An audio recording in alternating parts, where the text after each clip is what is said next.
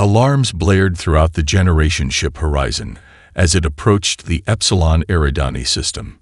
Red emergency lights pulsed in rhythm with the warning klaxons, casting the bridge in an eerie crimson glow. Captain Alina Reeves gripped the command console as another system failure notification flashed across her screen. "Comms are failing, Captain," her first officer reported, voice steady despite the chaos. "Earth will lose our signal in approximately 3 minutes."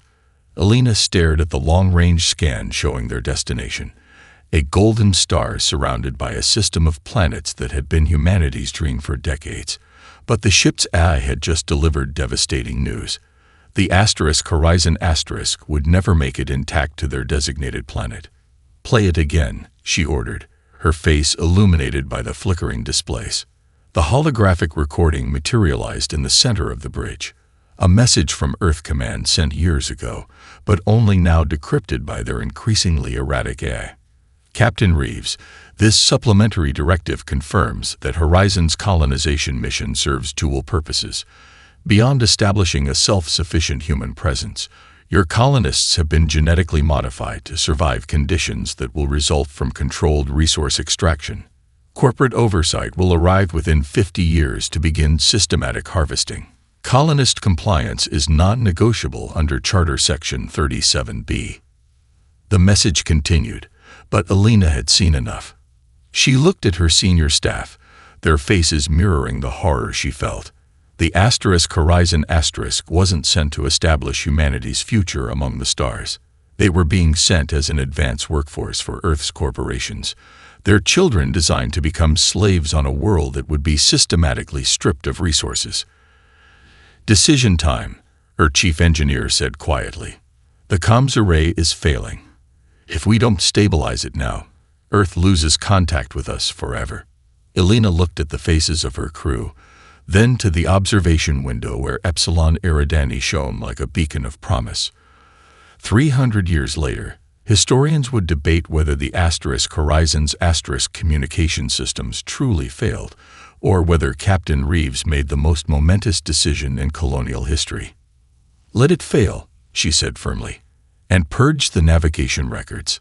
As far as Earth is concerned, the Horizon was lost in transit. We'll find our own way now." Alara Reeves-Chen scaled the maintenance shaft leading to Observation Post 7, her neural implants interfacing with Novaterra's defense grid as she climbed. 300 years had transformed the descendants of the Horizon Asterisk into something Earth would barely recognize as human. Her left arm, a seamless integration of synthetic muscle and quantum-responsive alloys, gleamed in the artificial light as she pulled herself through the final hatchway. "You're late," Guildmaster Thomas remarked without looking up from his console.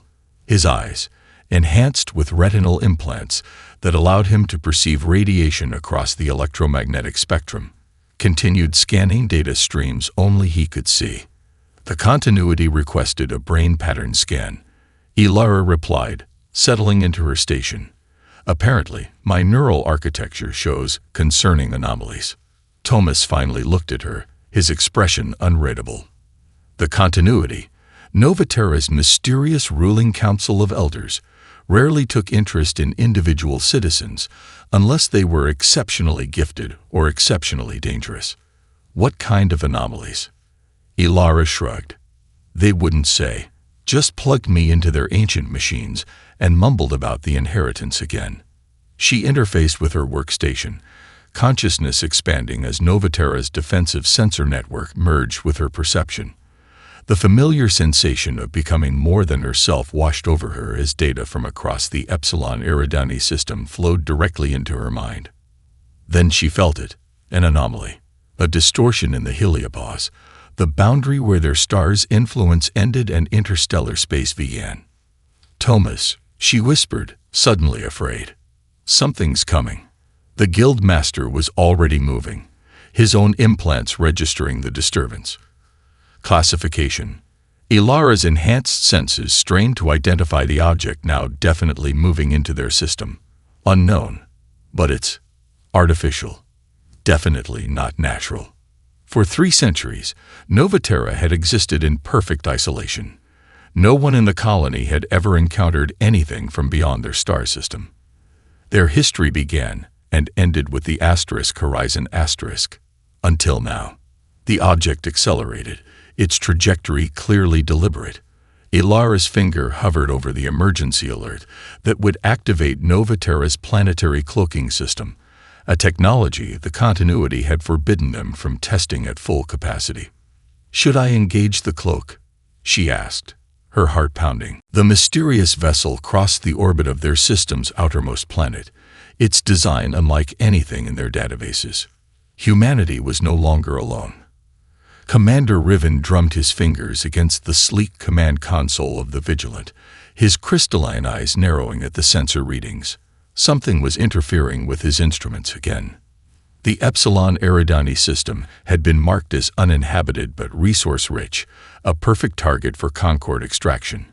Yet since entering the system, his ship had experienced a series of unexplainable malfunctions.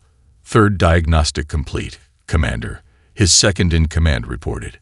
"No system faults detected, yet sensors continue to show these anomalies." Riven studied the readout. Energy signatures that appeared and vanished. Gravitational fluctuations where none should exist. Radiation patterns that defied known physics. "Either this system is haunted," he muttered, "or someone doesn't want us here. Destroy it now." Security Guild Master Vero slammed his augmented fist onto the council table, causing holographic displays to flicker.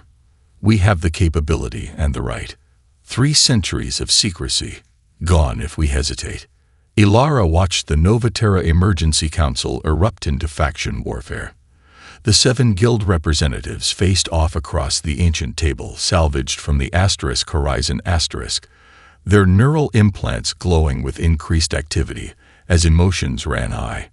"And reveal ourselves in the process," countered Discovery Guild Mistress Imani, her voice steady despite Vero's outburst. "That ship isn't just passing through. It's scanning, cataloging. Destroying it would alert whoever sent it." Ilara stepped forward, drawing all eyes. "There's another option. We can infiltrate it. Learn who they are, what they want." "Impossible," Vero scoffed. "Even our stealth tech can't." "Not using conventional methods," Ilara interrupted. "The phase shift technology. Project Ghost." Silence fell across the chamber. Project Ghost. The experimental technology that allowed matter to exist partially out of phase with normal space had been deemed too dangerous for deployment. Test subjects had returned molecularly compromised or not at all. "It would be suicide," the medical guild representative said softly. "Not with my neural architecture," Ilara countered. "The continuity confirmed it today. I can maintain coherence through the shift. I can get aboard that ship without detection." 7 hours later, Ilara's molecules reassembled on the alien vessel's bridge, her body temporarily transparent as the phase shift stabilized. The alien crew moved around her, oblivious to her presence. Their forms were humanoid but clearly not human. Slate blue skin, crystalline eyes, movements too precise to be natural. She interfaced with the ship's systems, her enhanced neural pathways bypassing security protocols designed for technologies Novaterra had never encountered. Data flooded her mind. Star charts, mission parameters, species databases. What she found made her blood run cold. Earth hadn't been lost to the stars as Novaterra had always believed. It had been found and subjugated. Humanity was now a client species of the vast galactic concord, genetically restricted and culturally controlled. And Epsilon Eridani was next on their harvesting schedule. Then she saw the images of the extraction process on other worlds. The environmental devastation, the indigenous species reduced to service castes or eliminated entirely. Ilara's phase shift flickered as horror threatened her concentration. Novaterra had 3 months before the main Concord fleet arrived. 3 months to save everything they had built. The ancient chambers of the continuity lay buried 2 kilometers beneath Novaterra's surface. Ilara had never ventured this deep before. The 7 elders, their bodies more machine than flesh after centuries of life-extending modifications, sat in a semicircle around a pulsing crystalline structure. The inheritance was never meant to be used, the first elder said, her voice crackling with artificial harmonics. Our ancestors sealed these technologies away because they feared what we might become. Our ancestors didn't face extinction, Ilara countered. She projected the Concord harvesting footage she'd stolen. Planets transformed into barren wastelands. Populations processed into servitor species. The crystalline structure pulsed faster, responding to the emotionally charged atmosphere. "Show her," the third elder commanded after a long silence.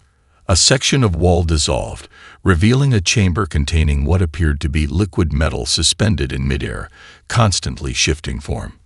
"Quantum state programmable matter," the first elder explained. "Matter manipulated at the subatomic level. The cornerstone of the technologies we've kept dormant all these centuries."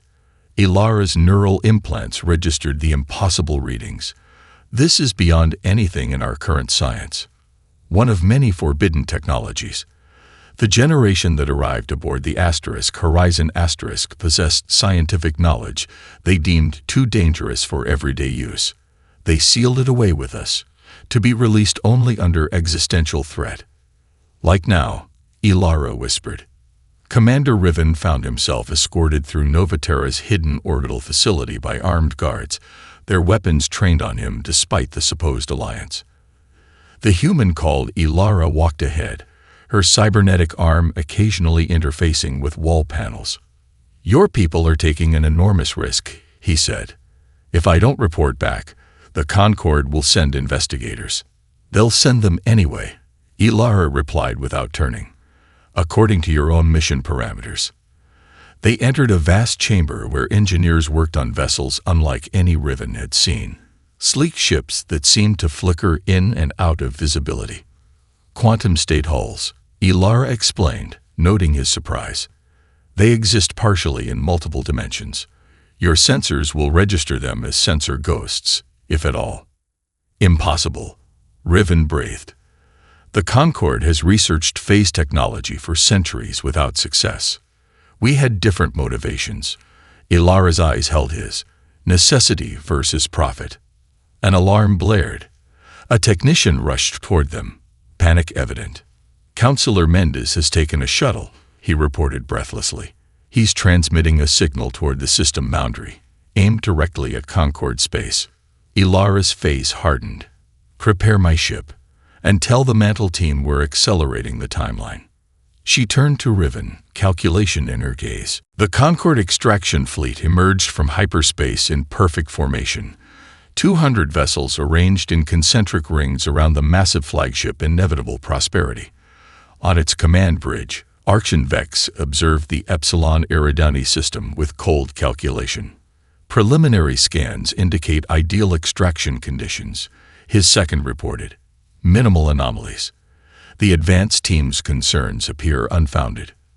Vex's six-fingered hand tapped a rhythm on his ceremonial staff of office. 273 systems harvested under his command. Epsilon Eridani would be 274. "The scout vessel?" he inquired. "The vigilant signals all clear from the southern continent. Commander Riven reports primitive settlements only, pre-industrial humanoids, likely failed colonists. No resistance expected." Vex smiled thinly. "Begin landing operations." Ilara floated in the liquid neural interface that connected her consciousness to the Mantle system. Her physical body remained on Novaterra, but her mind extended throughout the system, connected to thousands of phase-shifted Novaterran operatives, now boarding every vessel in the Concord fleet. "Status report," she projected through the quantum network. "All teams in position," came the collective response. "Control modules placed on 97% of targets." Through borrowed eyes, she watched Concord technicians prepare massive harvesting equipment on Novaterra's southern continent. The primitive settlements they detected were elaborate holograms populated by drones, a perfect deception. Final authorization required for Operation Phantom, the network informed her. In her expanded consciousness, Ilara could perceive the entire Concord fleet, the thousands of lives aboard each vessel, the immense power they wielded. Novaterra would have only one chance. "Stand by for synchronization," she commanded. Archonvex stood before the massive harvester, addressing the assembled Concord officials, and vid drones broadcasting throughout Concord space. "With this first extraction, we claim Epsilon Eridani for the glory of the eternal Concord," he proclaimed, pressing his ceremonial staff into the soil. The harvester hummed to life, its enormous drill beginning to descend. Then everything stopped. The harvester powered down. The vid drones fell from the air. Across the landing zone, every piece of Concord technology simultaneously deactivated. Vex's communicator crackled with desperate calls from his fleet. Every ship reporting catastrophic system failures, weapons turning inward, engines disabled. The primitive settlement before him shimmered and dissolved, revealing an advanced city that seemed to emerge from beneath the landscape itself. In orbit, massive structures appeared where sensors had detected nothing. A holographic figure materialized before the stunned Archon. A human female, partially cybernetic, her eyes glowing with unnatural light. "Epsilon Eridani," Ilara announced, her voice broadcasting to every Concord vessel and world, "belongs to Novaterra now. How would you like to help us catch a traitor, Commander?" The Central Assembly of the Galactic Concord descended into chaos. Representatives from 700 worlds shouted over one another as footage of Novaterra's takeover played on massive holographic displays. The 7 High Counselors, representatives of the founding species, sat in stunned silence as they witnessed the first complete defeat of a Concord fleet in 7 centuries. Ambassador Chen, Earth's human representative, felt the hostile stares from delegates around him. His position, always precarious, had become dangerous overnight. The Velith representative, a towering insectoid, leaned toward him with menace. "Your kind has much to explain," it hissed. "Was this Earth's plan all along? To plant sleeper colonies?" Chen shook his head, genuine confusion evident. "We knew nothing of this colony. The horizon was declared lost centuries ago." "A convenient story," the Velith replied. Before Chen could respond, a murmur swept through the assembly. The massive security doors at the chamber's entrance slid open, though no one had authorized access. 2 figures entered, a human female with distinctive cybernetic enhancements and a Concord officer Chen recognized as Commander Riven from the missing scout ship. They walked confidently down the central aisle, ignoring the uproar their appearance caused. "This chamber is secured," the Meraxian head of security bellowed. "How did you bypass our shields?" The woman, who Chen assumed must be from Novaterra, smiled slightly. "The same way we bypassed your fleet's defenses." She stepped onto the central platform, her image magnified across the assembly. "I am Ilara Reeves Chen, representative of Novaterra. We have come to establish diplomatic relations with the Galactic Concord. As equals, not subjects." The name hit Ambassador Chen like a physical blow. Reeves Chen, the same family name as his ancient ancestor who had helped fund the Horizon mission. Could this woman somehow be his distant relative? "You've committed acts of war," the Praeton High Counselor thundered. "You will surrender your technology and submit to Concord authority immediately." Ilara's cybernetic eye glowed as she accessed an interface only she could see. Suddenly, every screen in the assembly displayed classified Concord files. Extraction protocols, subjugation directives, genetic modification programs. "We've accessed your complete archives," she stated calmly. "Every secret, every atrocity. Before threatening us, you should understand exactly what we know." She turned directly to Ambassador Chen, her expression softening slightly. "And what Earth's representatives have been kept from knowing about their own history." General Kresh stood before the holographic display of Epsilon Eridani, his scaled skin reflecting the light of 1,000 simulated warships, the largest armada ever assembled in Concord history.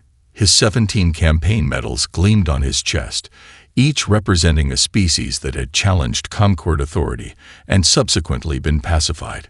"Operation Final Correction is prepared," Exalted ones, he reported to the shadowy figures of the Ascendant Council.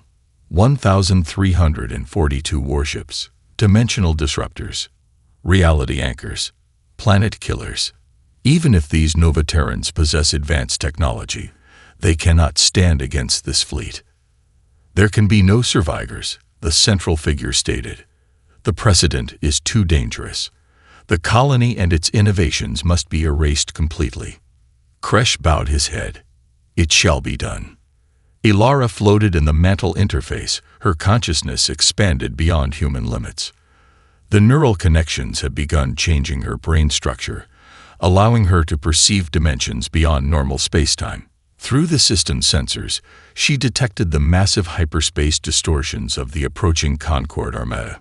They're coming, she communicated to the Novaterra Defense Council. More ships than we anticipated.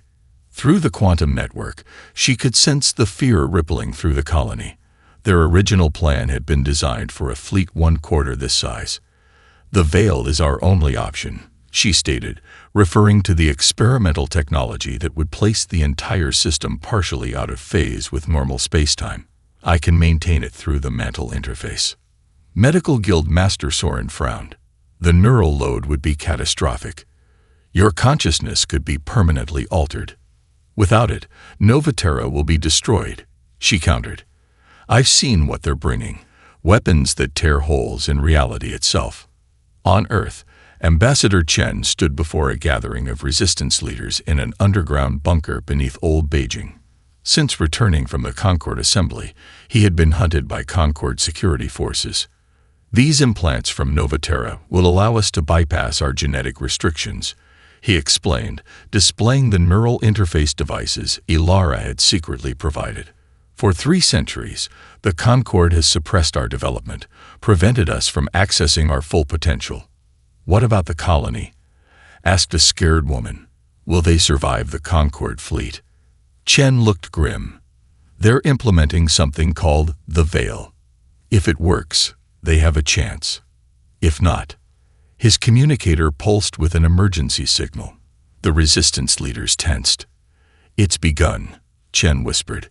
General Kresh has entered the Epsilon Eridani system. Signal ready, reported the Communications Guild technician, her fingers dancing across holographic controls.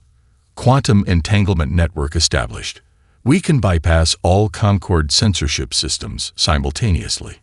In the heart of Novaterra's Central Command, the Defense Council watched as technical teams prepared to launch the most ambitious information warfare campaign in human history. The battle in space had reached a stalemate. General Kresh's massive fleet trapped at the edges of the Veil, unable to penetrate the phase-shifted reality protecting Epsilon Eridani. The emancipation signal contains everything, Guildmaster Vero asked.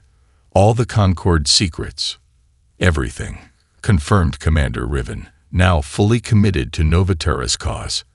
Their extraction protocols, their genetic engineering of subject species, the truth about the Ascendant Council, and proof of our victory, added Council Chair Imani. Visual confirmation that the mighty Concord fleet stands immobilized by a single human colony. She nodded to the technician. Transmit. On 317 worlds across Concord space, the signal bypassed official channels, appearing on every communication device simultaneously. Billions of beings from dozens of species witnessed the same footage. Novaterra's defense of Epsilon Eridani. Concord atrocities meticulously documented. The true nature of resource extraction protocols. Genetic suppression programs targeting lesser species. On Earth, the effect was immediate and electric. In the streets of New Delhi, Sydney, Lagos, and 100 other cities, humans gathered in stunned silence as they learned how their development had been artificially limited for generations. Ambassador Chen, his resistance cell, now operating openly, stood before a crowd in Beijing's Forbidden City. For 3 centuries, they've kept us docile through genetic tampering disguised as health protocols, he shouted, his voice amplified across the square. Today we reclaim our potential. Throughout the crowd, people were already applying the neural interfaces smuggled from Novaterra. simple devices that bypassed Concord restrictions on human neural development. In the private chambers of the Ascendant Council, alarms blared as reports flooded in from across Concord space. 17 worlds in open rebellion, reported the security chief. Earth completely destabilized. 62 more showing signs of unrest. The central figure of the council remained still, its featureless face betraying no emotion. Activate final correction protocol, it said finally. If we cannot control them, none shall have them. Throughout Concord space, automated planet killer weapons, long hidden in orbit around potentially problematic worlds, began powering up.